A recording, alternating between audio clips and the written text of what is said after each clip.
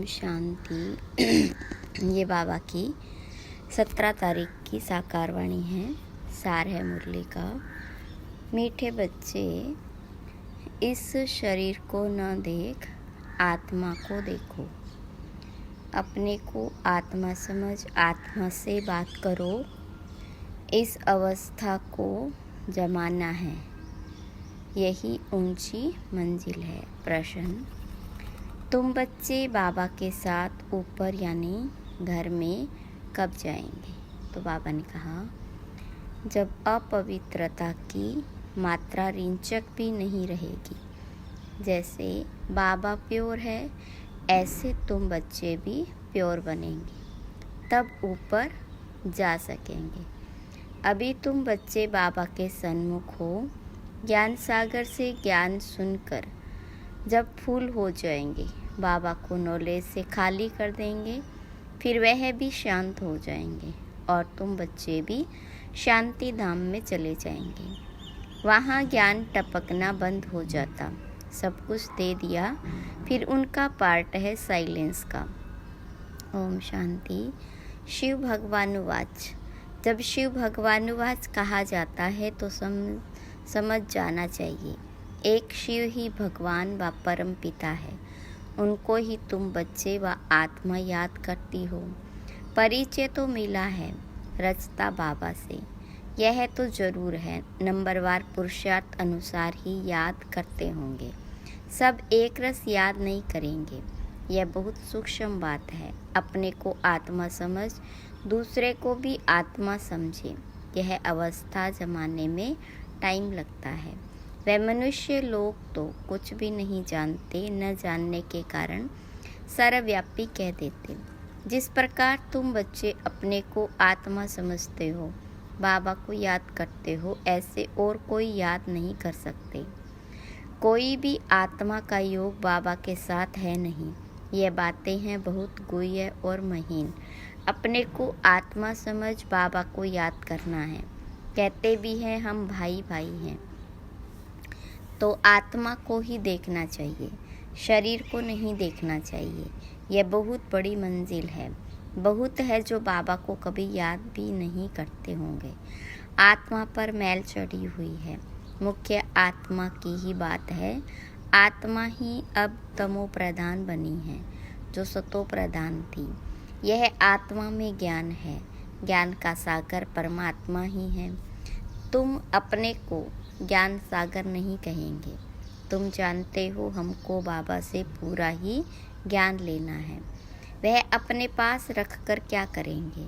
अविनाशी ज्ञान रत्नों का धन तो बच्चों को देना ही है। बच्चे नंबरवार पुरुषार्थ अनुसार उठाने वाले हैं। जो जास्ती उठाते हैं वही अच्छी सर्विस कर सकते हैं। बाबा को ज्ञान सागर कहा जाता है। वह भी आत्मा, तुम भी आत्माएं। तुम आत्माएं सारा ज्ञान ले लेती हो। जैसे वह एवर प्योर है, तुम भी एवर प्योर बनेंगे। फिर जब अपवित्रता की रिंचक भी नहीं रहेगी, तब ऊपर चले जाएंगे। बाबा याद के यात्रा की युक्ति सिखलाते हैं। यह तो जानते हैं, सारा दिन याद नहीं रहती। यहाँ तुम बच्चों को बाबा सन्मुख बैठ समझाते हैं, और बच्चे तो सन्मुख नहीं सुनते, मुरली पढ़ते हैं। यहाँ तुम सन्मुख हो। अपने को आत्मा समझ बाबा को याद करो और ज्ञान की धारणा करो। हमको बाबा जैसा संपूर्ण ज्ञान सागर बनना है। फुल नॉलेज समझ जाएंगे तो जैसे कि बाबा को नॉलेज से खाली कर देंगे, फिर वह शांत हो जाएंगे। ऐसे नहीं, उनके अंदर ज्ञान टपकता रहेगा। सब कुछ दे दिया, फिर उनका पार्ट रहा साइलेंस का। जैसे तुम साइलेंस में रहेंगे तो ज्ञान थोड़े टपकेगा। यह भी बाबा ने समझाया। आत्मा संस्कार ले जाती है। कोई सन्यासी की आत्मा होगी तो छोटेपन में ही उनको शास्त्र कंठ हो जाएंगे, फिर उनका नाम बहुत हो जाता। अब तुम तो आए हो नई दुनिया में जाने लिए। वहाँ तो ज्ञान के संस्कार नहीं ले आ सकते। यह संस्कार मर्ज हो जाते। बाकी आत्मा को अपनी सीट लेनी है। नंबरवार पुरुषार्थ अनुसार, फिर तुम्हारे शरीरों पर नाम पड़ते हैं। शिव बाबा तो है ही निराकार। कहते हैं मैं इन आर्गन्स का लोन लेता हूँ। वह तो सिर्फ सुनाने ही आते हैं। वह कोई का ज्ञान सुनेंगे नहीं, क्योंकि स्वयं ज्ञान का सागर है ना। सिर्फ मुख द्वारा ही वह मुख्य काम करते हैं। आते ही हैं सबको रास्ता बताने, बाकी सुनकर क्या करेंगे। वह सदैव सुनाते ही रहते हैं कि ऐसे ऐसे करो। सारे झाड़ का राज सुनाते हैं। तुम बच्चों की बुद्धि में है कि नई दुनिया तो बहुत छोटी होगी, यह पुरानी दुनिया तो कितनी बड़ी है।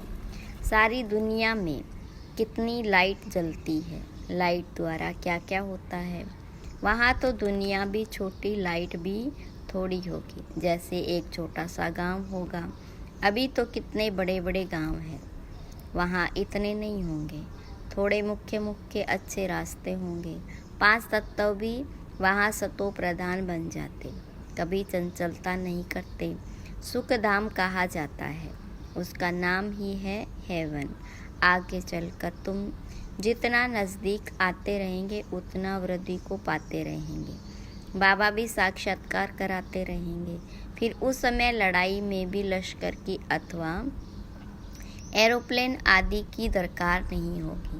वह तो कहते हम यहाँ बैठे सबको ख़त्म कर सकते हैं, फिर वह एरोप्लेन आदि थोड़े ही काम में आएंगे।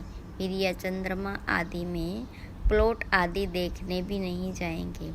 यह सब फालतू साइंस का घमंड है। कितना शो कर रहे, ज्ञान में कितनी साइलेंस है। इसको ईश्वरीय दात यानी देन कहते हैं। साइंस में तो हंगामा ही हंगामा है। वह शांति को जानते ही नहीं। तुम समझते हो विश्व में शांति तो नई दुनिया में थी, वह है सुखधाम। अभी तो दुख अशांति है, यह भी समझाना है। तुम शांति चाहते हो, कभी अशांति हो ही नहीं। वह तो है शांति धाम। और सुख धाम में स्वर्ग तो सब चाहते हैं। भारतवासी ही वैकुंठ स्वर्ग को याद करते हैं, और धर्म वाले वैकुंठ को याद नहीं करते। वह सिर्फ शांति को याद करेंगे, सुख को तो याद कर न सके। ला नहीं कहता, सुख को तो तुम ही याद करते हो, इसलिए पुकारते हो हमें दुख से लिबरेट करो। आत्माएं असूल शांति धाम में रहने वाली है।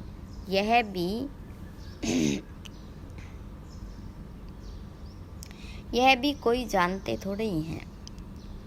बाबा समझाते तुम बेसमझ थे। कब से बेसमझ बने? 16 कला से 12-14 कला बनते जाते हो, माना बेसमझ बनते जाते। अभी कोई कला नहीं रही। कॉन्फ्रेंस करते रहते स्त्रियों को दुख क्यों है? अरे दुख तो सारी दुनिया में है, अथाह दुख है।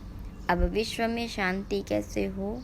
अब तो ढेर के ढेर धर्म है, सारे विश्व में शांति तो अब हो न सके। सुख को तो जानते ही नहीं।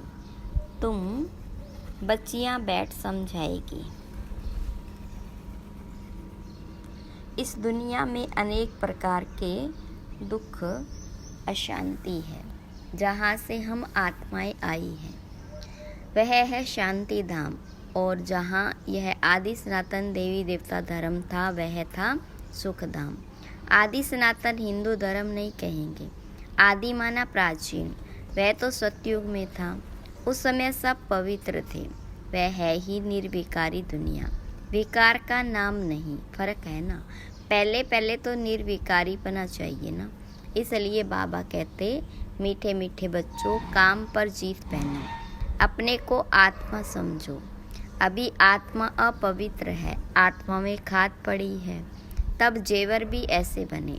आत्मा पवित्र तो जेवर भी पवित्र होगा। उनको ही वाइसलेस वर्ल्ड कहा जाता। बड़ का मिसाल भी तुम दे सकते हो। सारा झाड़ खड़ा है, फाउंडेशन है नहीं।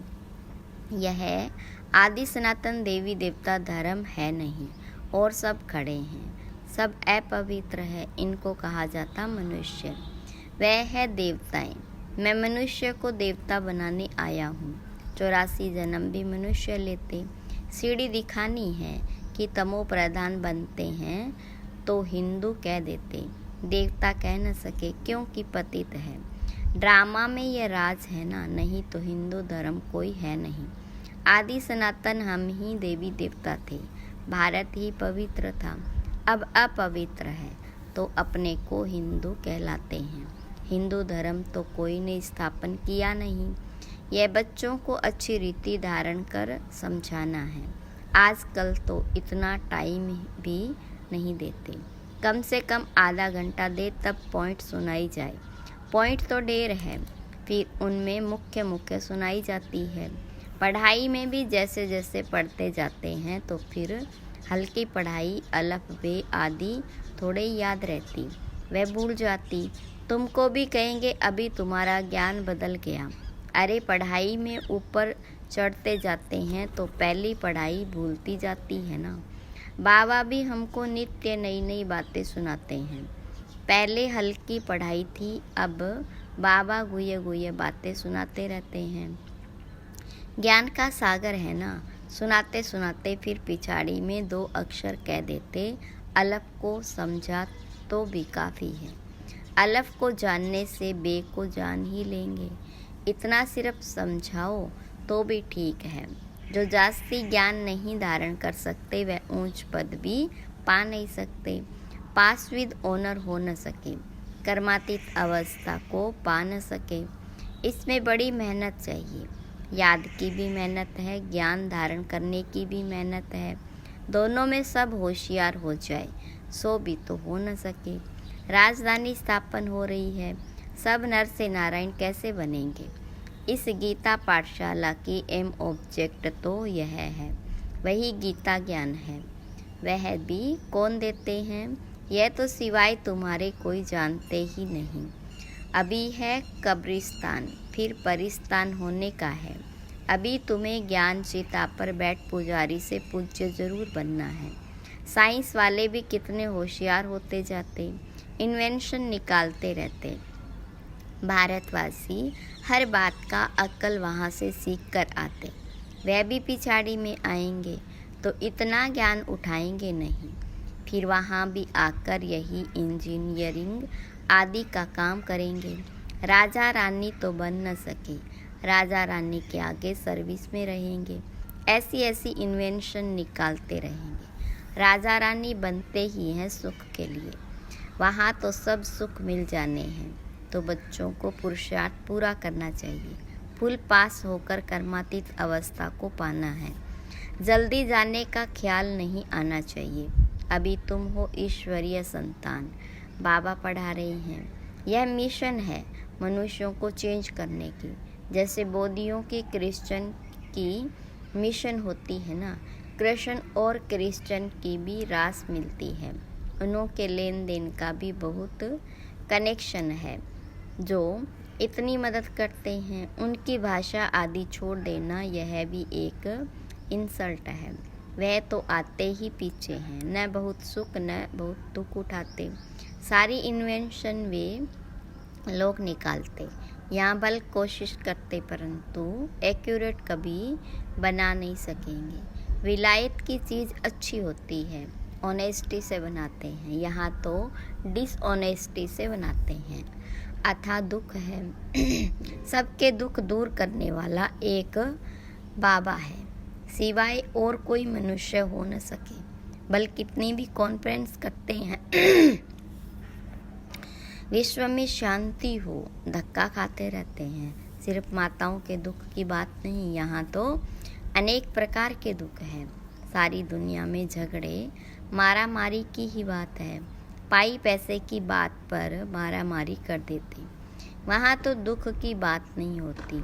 यह भी हिसाब निकालना चाहिए। लड़ाई कभी भी शुरू हो सकती है। भारत में रावण जब से आता है तो पहले पहले घर में लड़ाई शुरू होती, जुदा जुदा हो जाते, आपस में लड़ मरते। फिर बाहर वाले आते हैं, पहले ब्रिटिश थोड़े ही थे, फिर वह आकर बीच में रिश्वत आदि देकर अपना राज्य कर लेते। कितना रात दिन का फर्क है, नया कोई भी समझ न सके। नई नॉलेज है ना, जो फिर प्रायलोप हो जाती। बाबा नॉलेज देते, फिर वह गुम हो जाती। यह एक ही पढ़ाई एक ही बार एक ही बाबा से मिलती।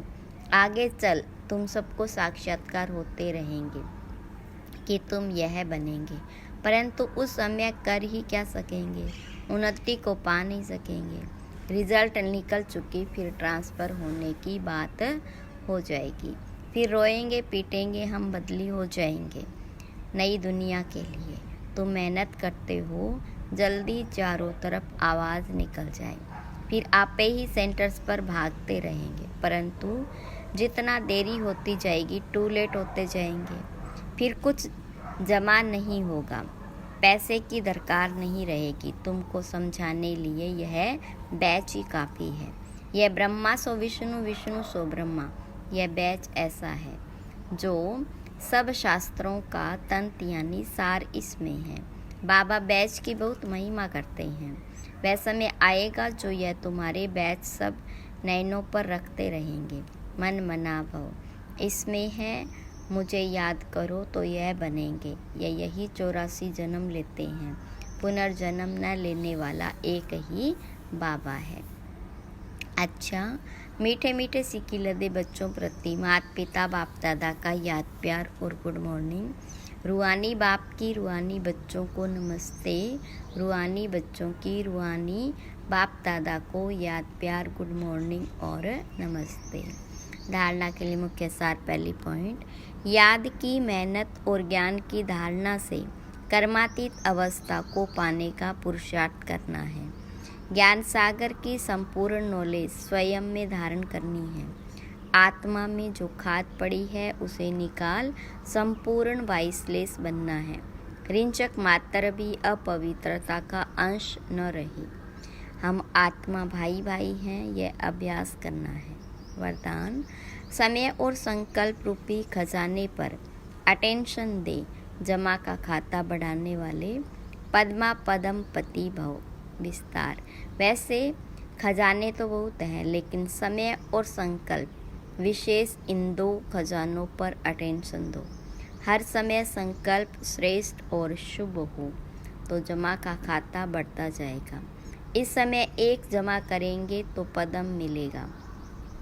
हिसाब है, एक का पदम गुणा करके देने की यह बैंक है। इसलिए क्या भी हो, त्याग करना पड़े, तपस्या करनी पड़े, निर्माण बनना पड़े, कुछ भी हो जाए, इन दो बातों पर अटेंशन हो तो पद्मा पदम पति बन जाएंगे। स्लोगन, मनोबल से सेवा करो तो उसकी प्रारब्ध कई गुना ज़्यादा मिलेगी।